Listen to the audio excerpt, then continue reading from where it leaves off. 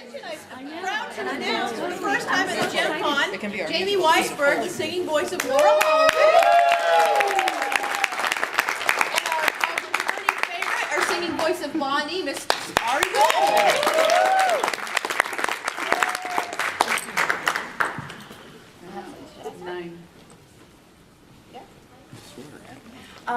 So just to, I don't know, you can hear me. As Maria just said, this is my first time at a Gem conference. I'm completely honored and just stunned and in such a great way as to the reception of everybody, and just this whole situation is really wonderful. I had absolutely no idea that that the song that I sang for Gem was so popular and had such an effect on people. So when Ari told me about all of this, I literally just came out of myself and just said, "Oh my God, this is incredible!" And the community and everything. So, as soon as he told me about it, I got in touch with Maria and said I really had to be here and meet everyone and discuss everything. So thank you for having me. And since this is my first conference, actually ever, I'd love for you guys to start by asking me questions. I'm happy to answer, so please go ahead and just bring it on. Yeah, you. So you probably sing the saddest song in the whole series. When you saw the lyrics, were you like, "Wow, this is dark"? I'm in.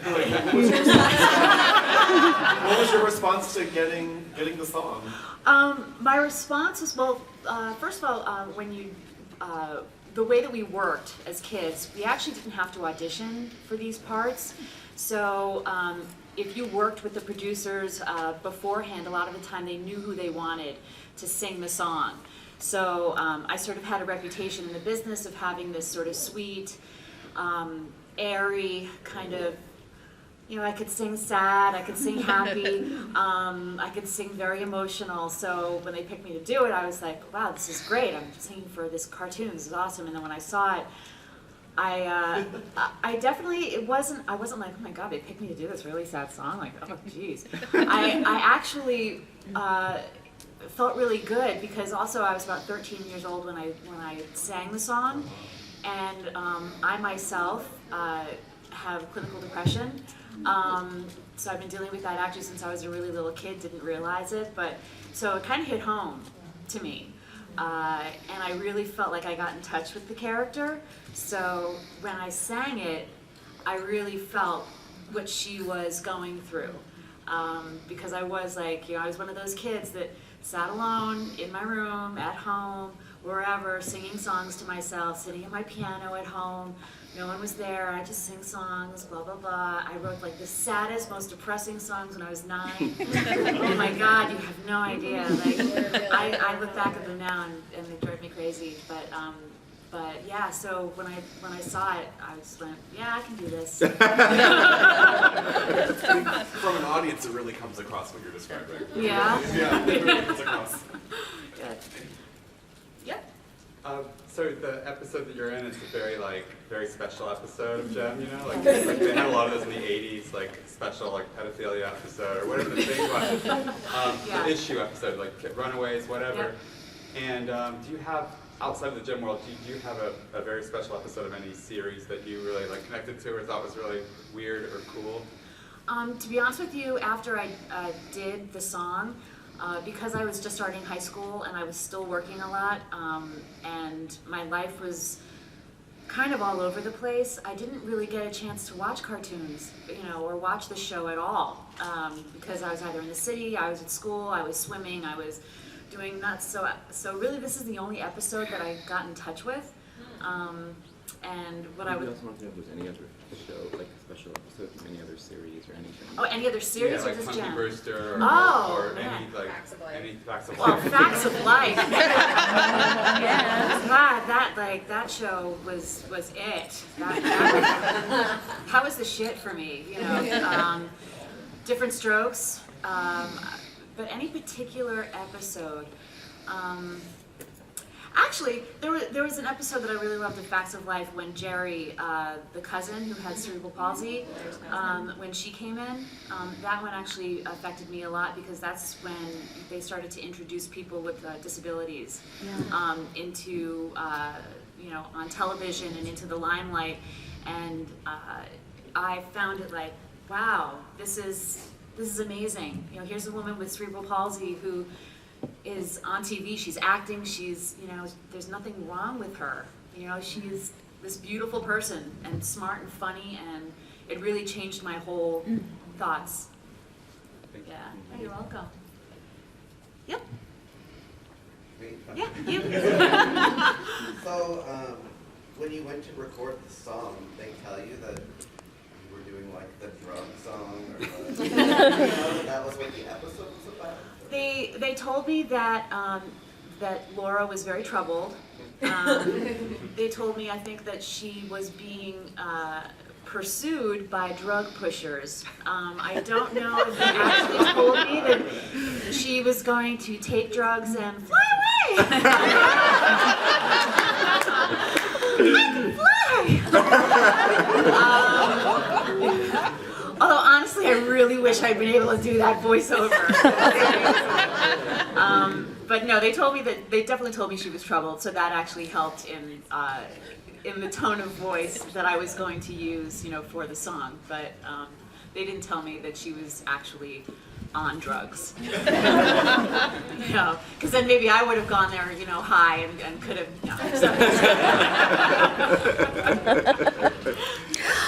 I mentioned to you yesterday that I actually own a copy of your Area 44 CD, and I was wondering if you could shed some light on what you've done musically or where your career went, and maybe just a little bit about that project. Sure. So after sort of the commercials and working on all these tons of projects, and Ari and I both worked together a ton from the time we were really little. Is there some? There's something playing. The chandelier is No, I hear like actual music. Yeah. I think it's thunder. They're making noise from us. They're tingling.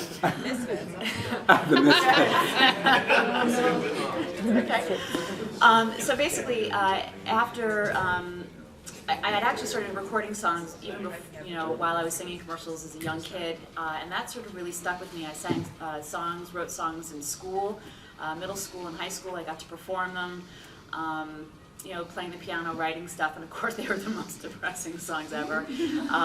But it was a great opportunity for me and got me used to being up on stage. And then after college, I put together, it was about 7 or 8 years after school, I put together my first CD, which was 3 songs that I had written and recorded professionally. It's called What You're Waiting For. Unfortunately, I wasn't able to sell it. It was really more my project, but I did give it out to a lot of people because I was trying to get work as an adult. And then after that, I met a guitar player. His name was Umberto Rebaretto, and we just really clicked in our songwriting. And he's Cuban-American and has just this beautiful, beautiful guitar sound. So it was sort of relating back to Laura, like he could just get so emotional with this guitar. And it was, sometimes it would bring me to tears just listening to him play. And the stuff that we did together was really amazing. Like we just fed off of each other. He would start playing something and then I would start singing something and then it would go. And like one of the songs we wrote was called The Sweetest Glow. Which is a very spiritual song. It's also a very loving song about being with someone, feeling how special they are to you, but also just knowing that that even if they're not there, they're out there. And it's you might if you guys get a chance, you can check it out on Spotify and SoundCloud. It is a very just sort of sweet, sort of loving song. And then after Area 44 came out. Umberto and I unfortunately stopped playing together because I wanted to form a full band. We formed a full band and started playing out in New York City. We played out for a good couple of years. We had a great following for a while. And that kind of fell off the face of the earth because we sort of went in different musical directions. And then after that, I did a bunch of songs for different bands, different people. I was doing voiceover work at some of the advertising agencies I worked at. So I sort of kept just trying to keep going. You know. Hope that answers that. Yeah. At what point did you actually sit down and watch the whole Gem episode? Not until recently. What was that like? It was wild. It really was, because also I had sort of Gem, you know, was one of the projects I worked on, you know, and then I worked on all these other projects, and Ari reminded me about it, and I kind of went, oh my God.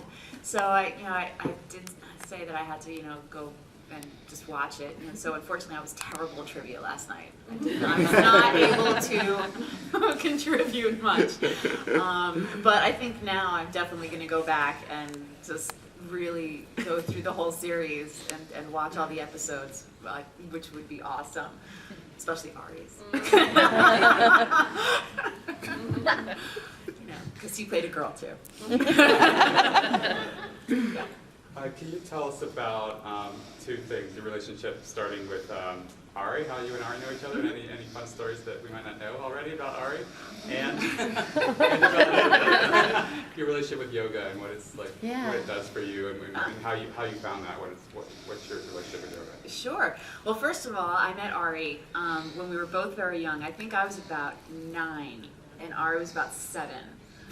Or 8, and we started doing a lot of like Hasbro stuff together, and lots of toys, cookies, you name it, we did it.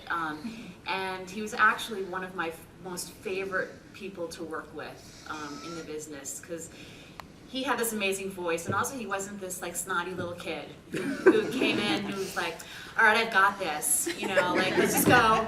Like, that wasn't me, I didn't do it. Ari was like, he made me laugh constantly. We always, like, sometimes we'd actually get into trouble because we giggle so much in the studio because we're having so much fun, they'd have to tell us to stop. He'd be like, can you two please stop? And we're like, sure. I do remember, like, I think the first time I met Ari, this little skinny kid with these big blue eyes, this big Jufro, and feeling my connection to the tribe, and, you know, being like, oh my God, Ari, you're so sweet. Just want to, like, grab your cheeks and, you know, but we just had so much fun, and we worked for years together until my career started to drop off and his voice changed. Yeah, I know. Yeah, it was one of those crazy things. Although technically mine shouldn't have dropped off because I still can sound like a 10-year-old. But you know, I can fly. I feel really weird. But then Ari and I reconnected. I think it was like back in 2008 or something, and I couldn't have been happier. I was like, oh my God, Ari! So you know, it was so wonderful. But stories, like the real stories, were just us having to basically go into the studio. Like, we were considered the one-take kids. That's why you get hired so much. You pay the client's money, you go in, you do the take, you sing it, bam, you're out. So they're like, wow, we hired them for an hour and a half, and they only came in for 15 minutes. Tell them about the perfect thing, because I don't remember that. The what? The perfect thing, not so perfect. Oh my God, the not so perfect. There would be times, like, we literally, because you had to be, because you wanted to be good, you wanted to be fast, you wanted to be hired over and over and over again, your pitch, you know, when you're singing was often pretty great. I mean, not to toot my own horn, you know, but we always had such amazing pitch. And then sometimes they would say to us, don't sound so good. And we'd sort of look at each other like, we don't know how to do that. You know, because, you know, we read music, even if we didn't read the music, we'd learn the songs, and then we'd be like, totally like pitch perfect on, the harmonies were great, everything's layered one on top of another. And they'd be like, no, sound like a kid who doesn't know how to sing. No vibrato. We weren't. No vibrato. No vibrato, nothing. Like, la, la, la, la, la. And then we'd be like, and I'm like, oh, I can't sing like that. It was just awful. But thanks, Ari. I'm so not used to singing into one of these. I'm going to chime in for a second on the whole Ari and Jamie history, because so I, you know, this is what kind of the first time. I mean, she's told me some stuff, but kind of the first time I'm hearing what her. I don't even remember the very first time we met necessarily, and the first time I'm hearing her first impressions of me. But I don't remember what job it was or where the studio it was. Maybe Mega Music, because we did a lot of stuff there. But from my perspective, Jamie was the queen. Okay, and she had already been working for like 2 years prior to when I started doing the jingles. So I just looked up to her, and I just followed everything that she did. Honestly, this is the God's honest truth. Like, when I sang Bonnie, I was channeling my inner Jamie. I'm not kidding you. Because she had that breathy girl sound. So when I did all the girl voices, I did many girl voices. I don't know why they specifically didn't hire you for that song because they knew how big a Jem fan I was. So they were like, I think that was the first opportunity because I think my episode was pre-Laura Holloway. So they probably would have called you to do Bonnie, but they called me because they knew how freaked out I would be to get the Jem gig. And but I channeled my inner Jamie because Jamie always knew how to sing with a lot of breath. She had a really breathy tone. And so I really looked up to her. I learned so much from her on how to act in the studio and how to learn things quickly and so yeah, I looked up to Jamie a lot. So. And I also I planned on doing this. I'm gonna put Jamie on the spot because she happens to have sung. If you know, Alone Again was one iconic '80s moment, Jamie sang at least 2 other solo iconic 80s moments that I'm not sure everybody here is aware of. And I'm going to make her sing them for you right now. So, well, I'm trying to think of which one to start with. So, I don't know, well, why don't you just start singing? Okay. I was not prepared to sing today. All right. See if you recognize this, remember this. Oh, I knew it was your birthday, but you didn't know I knew. And I wanted just to find the right surprise for you. So I'm giving you this Hallmark, and I hope that you will see what I'm really giving you is a part of me. I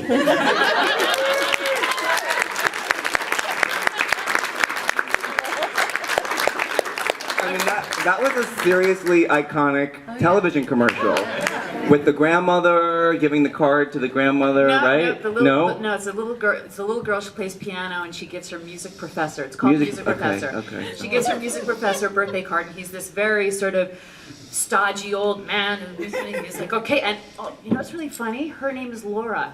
That's crazy. Yeah, he's like, all right, Laura. He's like, let's sit and play the piece, and she hides his birthday card in the music, and then he sees it and he reads it, and I'm getting chills just thinking about it. And he opens it up, and he's kind of like trying not to smile, and he's trying not to cry, and he's just like, thank you, Laura. Puts the card down, and then they start playing again. So I was very pleased with that and loved doing that commercial. I think that was it was like a groundbreaking commercial because it really pulled nobody didn't cry when that pulled people's heartstrings, that commercial. People cried in the studio, in the control room. People were like tearing up. I did one other Hallmark. It was for a Christmas special that I sang with, I can't remember his name. He did the song, sugar, da-da-da-da-da-da, honey, honey. So we did this Christmas spot together, and it was just the 2 of us. He was my big brother, and it was me, his little sister, and I couldn't wait for him to come home for Christmas, and this whole thing, and he and I are playing against each, like singing with each other, and next thing you know, we look into the control room, and everyone is just like tears, and I was like, wow, that's so cool, they're crying. And then I went in and watched it, and I started crying. I was like, this is the best. So the other one Wait, but What? before we get to the other one, Yeah. what was I going to say? Oh yeah, there was some stuff that I forgot that Jamie and I did because we did together The Life and Adventure of Santa Claus, Yes. which used to air every Every Christmas. Christmas. And actually, I think it still airs, and you can find it on YouTube. We sang a song called "I Want to Wake Up to a Big Surprise." I haven't seen it. I have to rewatch. It's hilarious. It's hilarious. And then you get to hear Ari's little like New York voice. Like Sometimes my New York accent. it would really come came out in this song. It was pretty hilarious. It's about this little black cat with yellow green eyes. I want to wake up to a big surprise. And I like to wake up to a big surprise these days, but it doesn't really happen.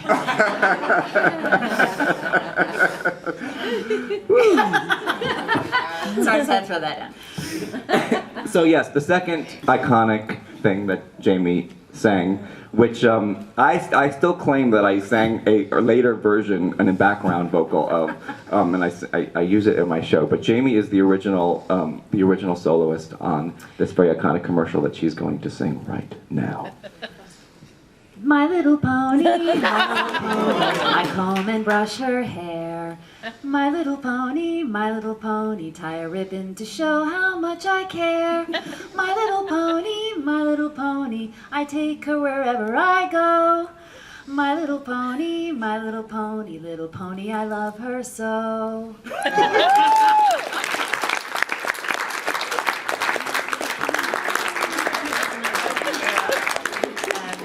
And there were a bunch, Ari and I sang together like Duncan Hines, what is it? Chewy gooey, Chewy gooey, damn dippy chocolate chewy. Your board might be right. Yeah, I can't remember. But we had so much fun doing that. But I didn't get a chance to answer the second. What was the second? Oh, my yoga. Yoga. So yoga, and what's really funny is that I noticed when I watched this episode is that at the very end, the song that they do has so much to do with yoga. Finding yourself, looking in on yourself, like opening that door, walking through that door. I actually didn't get into yoga until about 7 or so years ago. At first I hated it. I was like, oh my God, like I can't get into these poses. I'm twisting myself into a pretzel, and why am I doing this? And this hurts. And then I sort of finally got the gist of yoga, that it's not about what everyone else is doing in the room, but it's about what you're doing. And it's about your headspace, where you're at, focusing in on you instead of focusing on what everyone else is doing. It's calming, it's balancing.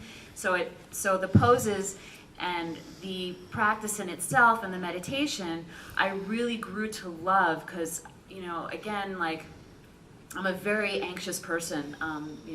Besides clinical depression, I also have panic disorder. So, which is kind of a dichotomy because, like, on the one end you're depressed, and on the other end you're having a panic disorder, and you're just like, your blood pressure's through the roof. You're like, wait a minute, I'm supposed to be depressed, but now I'm panicking. So yoga was actually able to help me calm the anxiety while also releasing my head from the depression. And then I found, I'm also, I just found like getting into the poses and just working on them, it also teaches you to fall down and get back up. Mm-hmm. It teaches you that you don't have to know everything. You don't have to know the pose. With a lot of people in the room, it's not about them. It's about you. You do what you can. You do what feels good. Same thing as we did in the studio. It was like when you were in the studio, I loved being in there. I felt very zen. Because you're breathing, you're singing, you're just thinking about what's happening. You're not focusing on everything else in the room. So when I do yoga, when you're constantly breathing, you're doing a special kind of a breath, and I'll go through this tomorrow for those of you going to come to my seminar.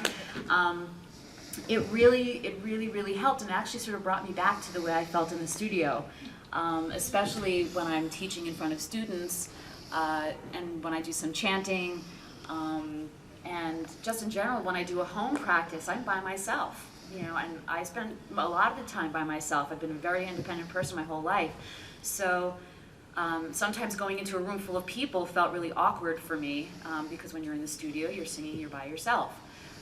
Or you're with a couple of people, but it got me used to being in a group of people that were doing the same thing, but that I could just focus and go inward and be present, not thinking about tomorrow, not thinking about yesterday, but just being present on my mat and knowing if I fall down, you know what, I'm just gonna laugh about it, and I did. In every class, if I fall down, I just giggle, I get back up, or I make some kind of funny comment, and to me that's like yoga's, you know, about learning, growing, being present, having a bad day, having a good day. And it's honestly helped so much. I never even thought I'd be a yoga instructor, ever. Like, thought of teaching people was like, scared the shit out of me. And now I teach yoga at my office. I work with architects, and they love it. I do yoga nidra, which is a yogic sleep meditation for people, where I just use my voice, which is one of the reasons why I'm also so glad that I was able to do all these commercials and Gem and everything else, because it trained my voice as to how to soothe people and to calm. I actually did a yoga nidra for someone over the phone once, and because he was suffering, well, he was a cancer survivor and his wife had passed away, and I did yoga nidra for him over the phone. And after about half an hour, I was like, Nate, you there? And he had totally fallen asleep. And this is a guy that literally couldn't sleep because he was so depressed. So I find that it really does help a lot. You know, just in so many ways, and it makes you smile, you know, but it also makes you cry. It releases. It's really great. Jamie, can you talk a little bit about the opportunity you had to work with an iconic 80s rock band? Oh, yeah, I can do that. So when I was 16 years old, I got a call. Like I said earlier, we had contractors, so we never really had to audition for anything. But every once in a while, you got a call for an audition, and you were like, God, I have to audition, and auditioning scares the crap out of me. Me too. Because we never had to audition, we always had the job. So anyway, I got the call. Jamie, we need you to go in. You're going to be singing with this producer and a band. They want a girl, sounds very airy, light, sweet. I'm like, That's your wheelhouse. like, done deal. So I go into the studio. I was one of the last people to audition, and I walk into the waiting area, and I see some dude playing video games. And I look at my mom and I said, Mom, I go, I think that's Nick Rhodes from Duran Duran. And she's like, how do you know? And I'm like, I read Tiger Beat magazine. I'm like, I have all their posters in my room, and I happen to know that Nick Rhodes is addicted to video games. So I'm like, that's Nick Rhodes. And after about 10 minutes, and I'm sitting there like totally cavelling, I'm sitting there and Simon Le Bon walks out. And he's like, hey, I'm Simon. I'm like, hi, I'm crapping my pants. I'm like, these guys, like, I went to their concert when I was 12. I mean, I love them. And he's like, you're going to audition in a couple of minutes. So I went and I auditioned in front of Nick Rhodes and the producer of the album.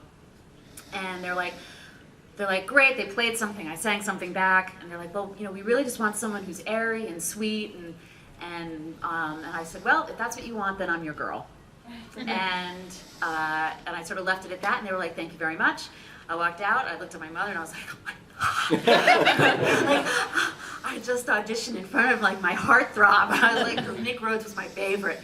And I got the call that night, and they said, you got the job, you're singing with Duran Duran tomorrow in the studio. With one other girl who we had worked with, a girl named Lauren. I can't remember her name. She had like red hair. But yeah, so I went to the studio, worked with John Taylor, Simon Le Bon, and Nick was off smoking cigarettes. And then all of a sudden I was like, I don't have a crush on you anymore. Because you smoke, you do drugs. I don't fly anymore. And it was really fantastic. It was like a dream come true for me to be sitting in a studio with my idols and actually giving them direction. Like Simon would be like, hey, you want to do a harmony? And I was like, how's this? He's like, yeah, that works. Okay, do it. And the song did not come out on the actual album, but it came out on 4 of the remix versions, which I heard on the radio one night while I was driving home from my boyfriend's house.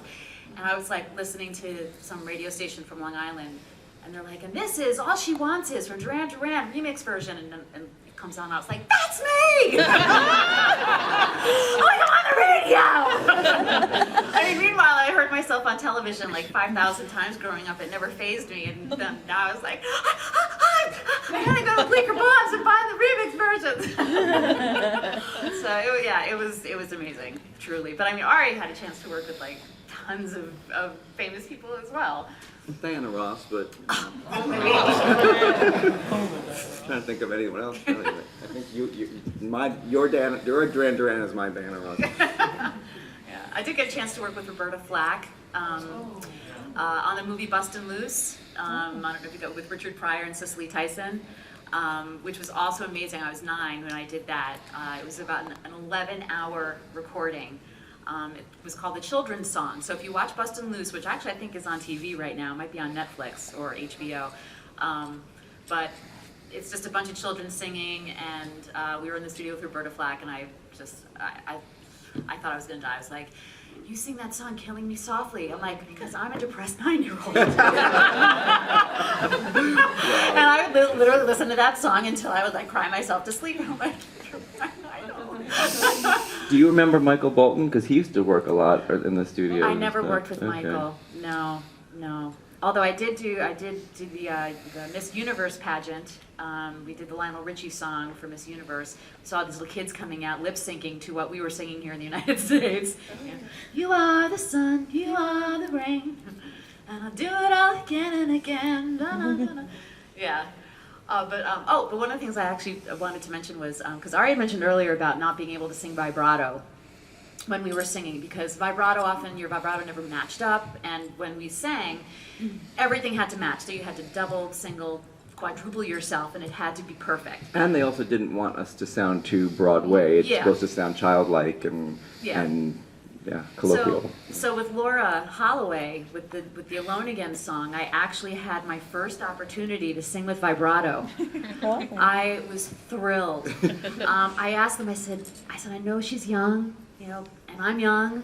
I said, but can I add some vibrato to this? It might add a little bit more, to the song, to the message, just to who she is. And they were like, yeah, go for it. I was like, and I had the same experience because with Jem they kind of let me, and apparently you too, they let us like be a little bit more of ourselves and add our own stamp to it, because most of the time you really had to like follow the exact same thing, or you were singing in a group, and I remember us like, can I do a little riff here, can I change the melody here, and they would go, yeah, that's great, and we didn't really get a chance to do a lot of that. Otherwise. No. You couldn't riff when you were in the studio, because it was like, everything was spelled out, you basically had to go in and do whatever. The only thing you actually could riff on were laugh tracks. A lot of the time, if you were doing something like a Tickle Me Elmo, or you had to laugh on something, then our contractor Helen or someone would come in and they'd tickle us, and we'd be like, yeah, I'm not ticklish. But then we'd have to be like, we're like, this sucks. That's probably the most we were allowed to riff, if anything.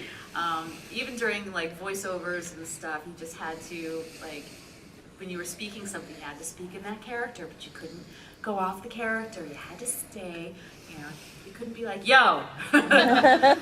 And also, I want to also say that I remember Jamie. I would leave school. We both had. Well, I wasn't gonna say that, but now I'm just reminded.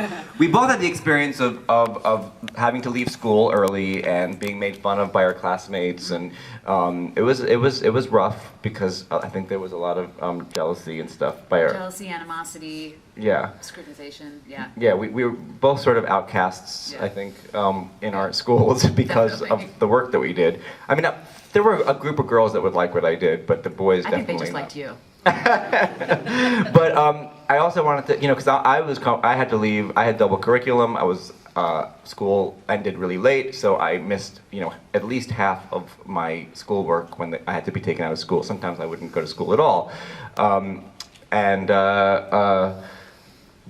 I was coming from yeshiva, which is a Jewish parochial school. So I would have to take my yarmulke off and tuck in my tzitzit and like do all that. And Jamie had multiple piercings in one ear, purple hair. So she was giving very Jem back in the day, in the '80s. So she was like this cool '80s chick that I was just like, wow. So just wanted to throw that out there. Yeah, no, I would come in with, my mom always wanted me to not be like everyone else, which was great, you know, like, so I had short hair, I wore saddle shoes to school, she made my clothes, a lot of the time she knit me sweaters, so I was always kind of just this weird kid. And Very 80s, very like. yeah, right? like big balloon pants, you know, parachute pants, weird shoes, like fun stuff, like very European actually. Ringwald and like Pretty in Pink kind of? What? Molly Ringwald and Pretty in Pink. Yeah, I feel like yeah. that's like what I'm picturing exactly. Yeah, very similar, very similar. Like I was the first kid in my school, you know, like to shave the back of her head, to add like blonde streaks, to get the 2 piercings in, you know, in my right ear instead of 1 in each ear, you know, the double pierce. But sometimes that caused, Jamie was talking about this, that sometimes that caused problems even, not only in school, but even on the professional work front, where they wanted the kids to look like kids, you know, perfect little kids, and not anything kind of like at all edgy or out there. And sometimes, the producers would, let's say, not hire Jamie because she didn't look perfect enough for the client, because the client wanted to make sure if we're doing the voice of some perfectly blonde, white, child, and then all of a sudden Jamie with short hair and piercings is singing the child's voice, even though there's no sweeter voice than Jamie's, and it would be a perfect match. The client didn't want to see that. They wanted to see exactly what they were doing, because oftentimes the corporate clients didn't have a very big imagination. Yeah. So. And what's funny is that I actually didn't wear any makeup. Like my mother didn't want me wearing makeup as a kid. So a lot of the time I'd walk in and, you know, no makeup, no nothing. But yeah, like I would wear something really funky and colorful and, you know, and kooky. And also, you know, when you're 13, 14, 15 years old, your body starts to mature. So they look at you and they're like, you're supposed to sound like you're 9. And I shot up like a beanpole. I mean, I'm only 5'6", but I grew like 5 inches in 1 year. And so I went from this sweet little girl to a teenager.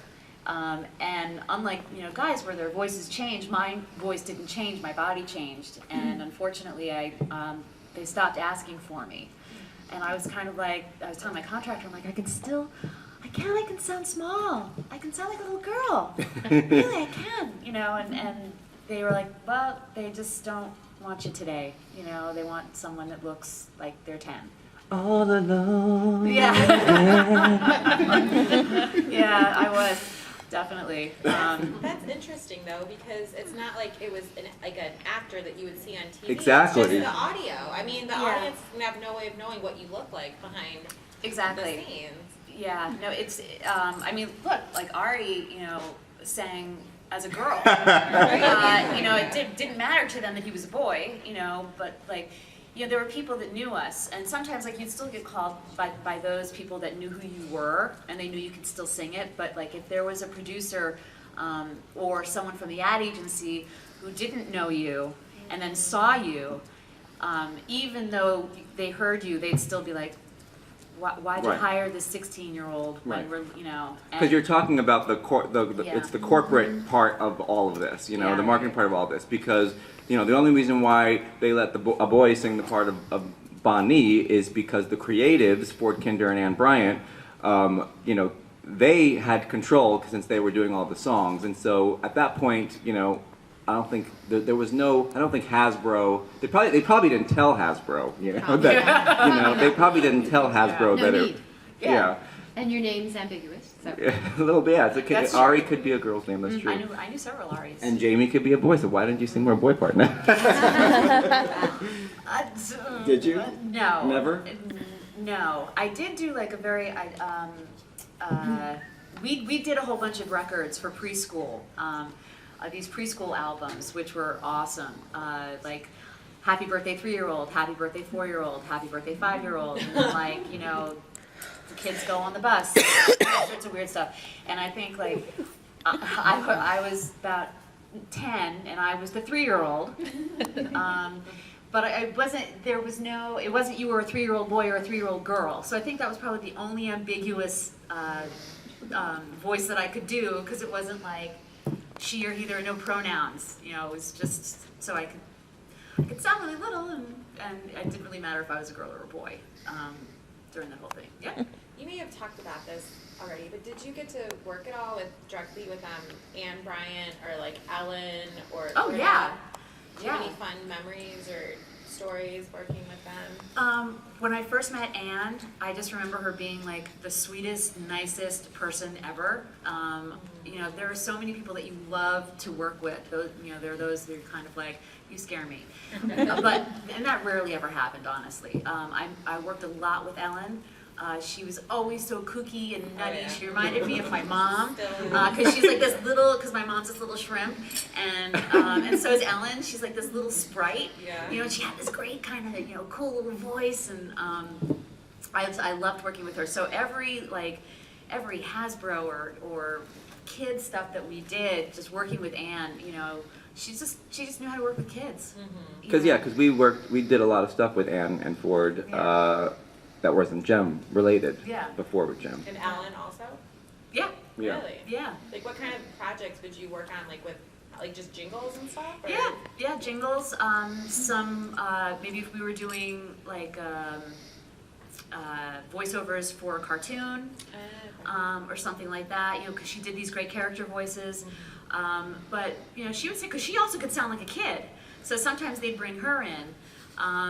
To sing like a kid, but also to help direct us, you know, because like we'd never walk into a studio and they would just say, okay, sing. We would have to have at least someone show us, you know, the score or the sheet music, or even just play the song and have us sing. So a lot of time, you know, she would be there to help sing us through, and because she could sound like a kid, you know, she'd sing with us, and she looked like a kid too.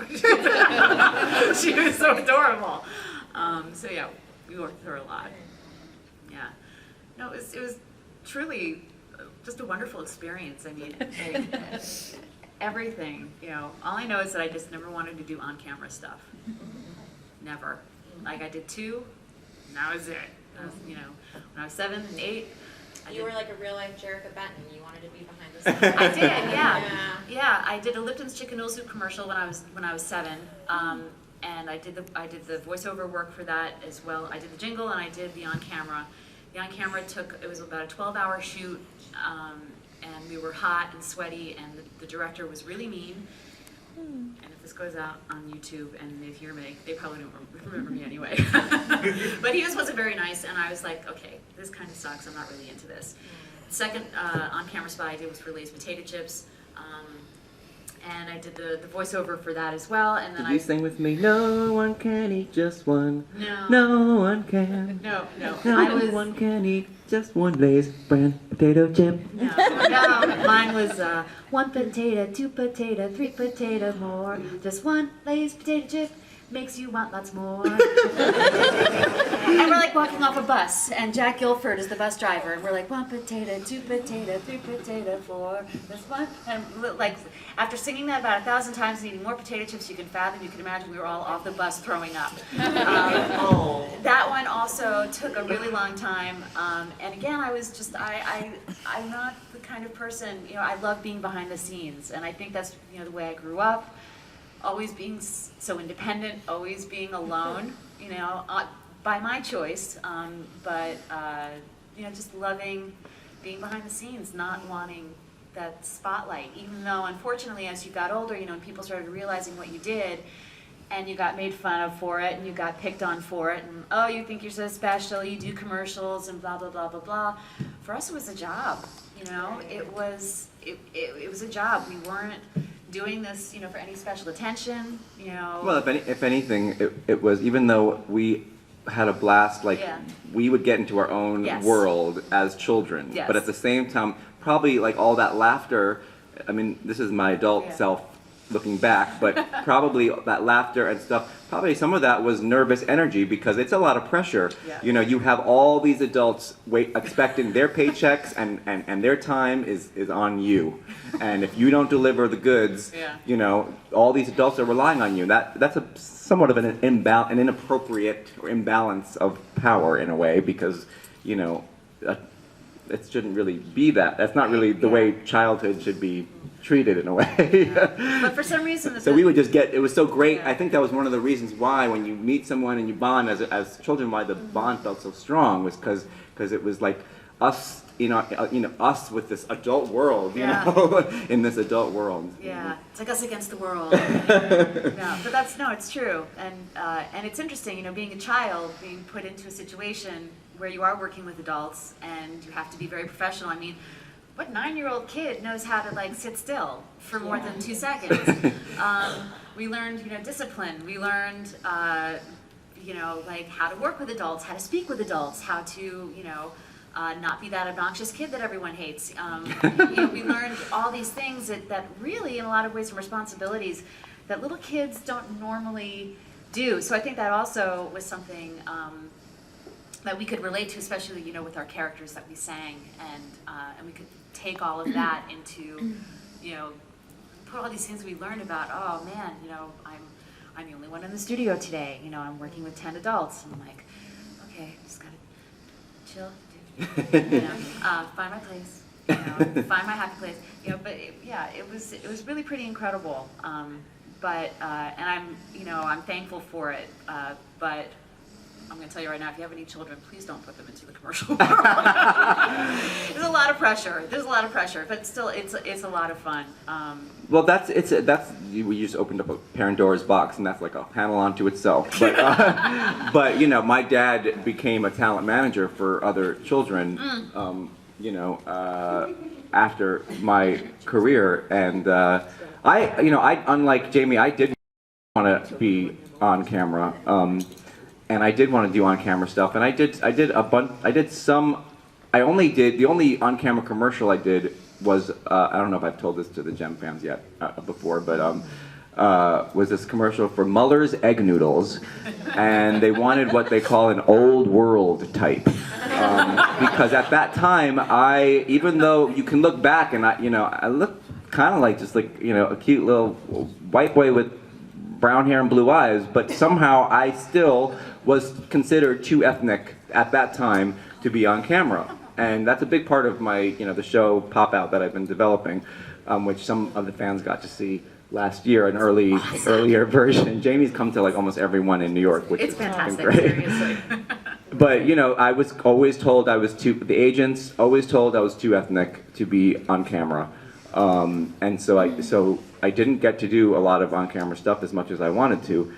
And I was also often told in different ways, encoded ways, light in the loafers, that I was too effeminate. And I think I might have told this story to the Gem fans, and it's a very vulnerable story for me to tell,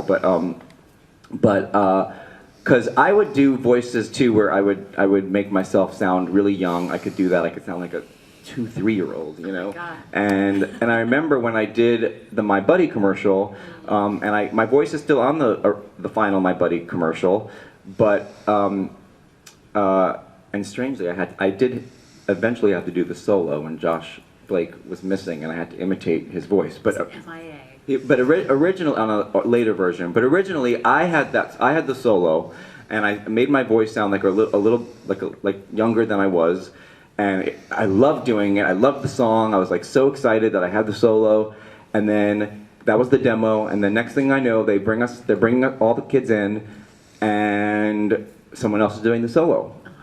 And no one explains anything to me. You just, as a kid, you just have to suck it up, and no one sits down and is like, Ari, listen, I know you did the solo last time, but because it's showbiz. It's the harsh world of showbiz, and they're not there for the child's psychological well-being. they're there to get their final product and get it right. And apparently, the client probably thought my voice was not butch enough for the male version. It was marketing a male doll, My Buddy, so they really wanted to hone in. This is a doll that boys can like, My Buddy. And so ultimately, I did not get the solo, and I was devastated. So. Yeah, there are also my brother could not stand his My Buddy doll. I used to torture him with it, and finally in high school they just finished it off at the party. Oh, no. I would have been happy. Yeah, there are also situations where you would be asked to sing something for someone famous. I don't know, do any of you guys remember the Great Space Coaster? Yes. Okay. Right, I remember you. Yeah, so Aileen Quinn from Annie, from the movie Annie, was going to be a guest star on the Great Space Coaster. Annie cannot sight read. Aileen can't sight read, which means reading music. So she had to learn the songs from a recording. Now, because I was friends with, all these characters, who were on the Great Space Coaster and did all this crazy stuff, they're like, hey, Jamie, can you come in and record the songs that Aileen's going to sing with the characters from the Great Space Coaster? And I was like, yeah, sure, this is great. So the puppet people come in. Actually, the guy who did Elmo, the voice of Elmo, he was there. Kevin. Yeah, Clash. Kevin Clash. Yeah, he was so amazing. This other woman came in, and so we were all in the studio together, and we sang about 6 or 7 songs. I recorded all of them, and then they're like, "Thanks so much. See you later. Bye." I was like, "Okay." And they're like, "Yeah, Aileen, this would be great. Aileen can learn from these really easily." And I was like, and I kind of went, how come I can't be on the Great Space Coaster? Why does she get to be on there and I'm not? I'm like, I've done probably more work than she's ever done in her life, And they're like, it's Aileen Quinn. She just did Annie, And I'm like, all right, cool. They're like, but we'll bring you to the sound studio, and you can meet everyone. And I was like, all right, I'll take that. So they brought me to the studio. I think it may have been the day that she was supposed to show up, and I got to meet everyone. I got to meet all the Great Space Coaster characters, and you met Aileen? I did not meet Aileen. What happened? I don't know. Because Girl was too busy for me. Well, apparently that Aileen was too busy for me too, because we used to work at a studio called Mega Music, and Aileen Quinn worked there all the time. And I was a huge Aileen Quinn fan, okay? I had every Annie thing in the movie. I'd probably watched it every Sunday 3 times for years. And I was obsessed with Aileen Quinn, and I knew that she worked at our studio, and I was dying to meet her. And my dad wakes me up one day, and he goes, guess what? I'm like, what? He's like, we're going to Mega Music, and guess who you're working with? And I knew right away. I started bawling, crying, because I thought I was going to meet Aileen Quinn. My dad was just joking. I will never forgive him for that. Rip my heart out, why don't you? Rip my heart out. Seriously, That's terrible. cruel. Don't worry. We've made peace since then, but.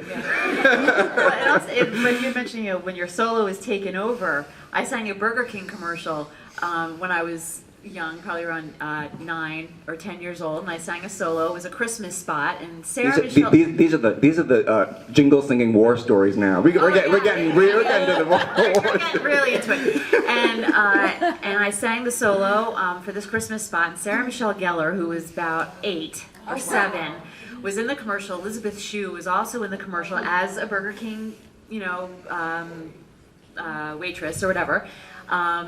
And so I sang this solo, and then and I also sang in the group. And when the commercial came out, there's Sarah Michelle Gellar singing the solo, and she's just like, I don't know. I was like, oh my God, they replaced me with that? I'm like, who is this kid? I was like, well, thankfully they kept me in the group. But it was so funny because you never knew what was going to happen, where you were going to be, who you were going to meet, if you were going to be replaced, if you were going to, all of a sudden have a solo you didn't realize you were going to have. I mean, it was so funny, Every day was a surprise, And this is what happens. We survived. We're not bitter at all. But it is so gratifying, to be here, and I know, like Jamie expressed, it's so special to be here. Everyone here knows how big of a Gem fan I was and am, and maintained my Gem fandom, did not stop for a minute being a Gem fan, even though it took me, for some reason, so long to come to JemCon. So it's just so gratifying, to have the work that you did when it was good, and when you did like something you did, to have it be appreciated so many years later, so. Thank you guys, that's because of you. Yeah, thank you, seriously.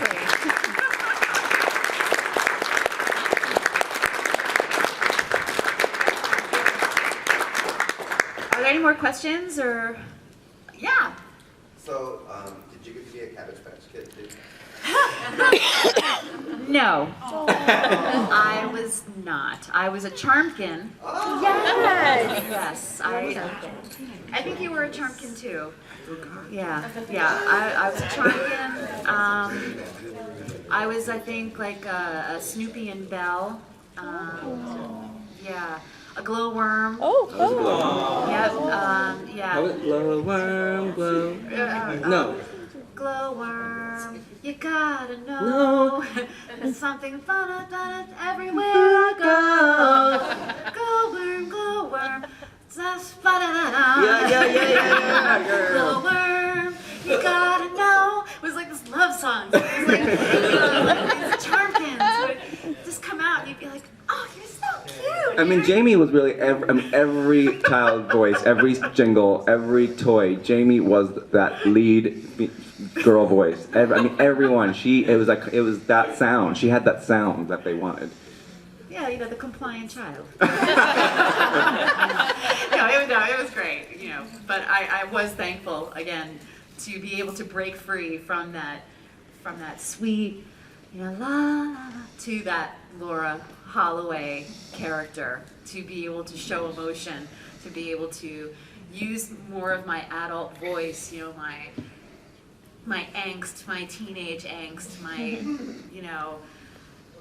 to get so much out, and then to be able to be in the studio and do that. I got a lot of chills when I sang that song, and I sort of felt like I was being taken seriously for the first time, as more of an adult teenage singer than that kid that everyone just wanted to hear the sweetness from. Yeah. Would you indulge us with the performance of Alone Again? Yeah. Let's see if I can get the right key. Do you want to sing it with yourself? No. Do you No. want me to? Does anyone have the lyrics? No, I know the lyrics. Okay, good. Okay. I think if I forget, I'm very famous for forgetting lyrics. I don't know why. Whenever I would perform my own songs, I would literally forget my lyrics constantly, and people in the audience would be singing my songs, and I'm like, thanks. Alone again with my guitar. Alone again underneath the lonely stars. I see some friendly faces, they smile at me, and then, just like every other time, I'm alone again, all alone again. Looking in the mirror, I don't like what I see. I'm not the person I hoped I would be. Always feels like people are laughing at me. Alone again with just my song. Alone again, which is right where I belong. What good is it to fight it? Just accept it and amen. It's like every other time. I'm alone again, all alone again. Alone again, all alone again. Alone again.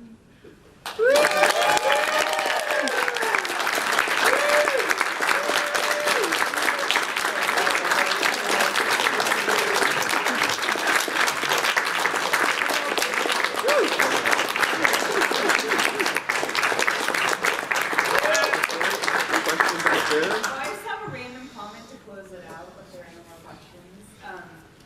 So just in case there is any underlying resentment for you two, Ari, Jamie, I have a My Betty paper doll. And no joke, and Eileen Quinn Annie dolls like this big.